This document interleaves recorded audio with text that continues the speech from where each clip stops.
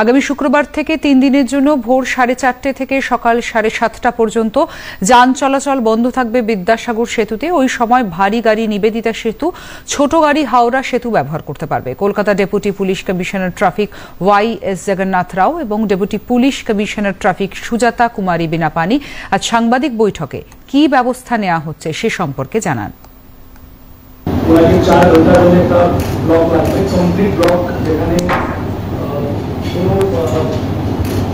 চলাচল চলবে না এরকম ব্লক লাগবে, তো ওই জন্য একটা ডিসিশন নেওয়া হয়েছে 13 জুন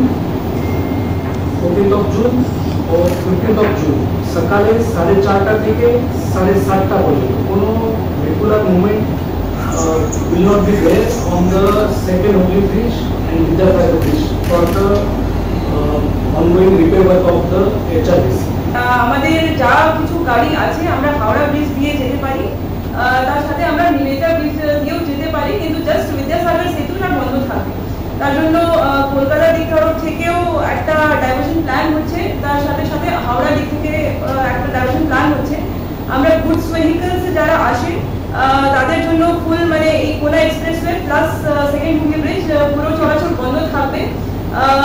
ওরা যারা সেকেন্ড হুগলি ব্রিজ যারা ইউজ করছেন তারা যদি কোলাঘাট সাইড থেকে বা ডানকুনি সাইড থেকে আসেন তারা নিবেদিতা ব্রিজ থেকে যেতে পারবেন।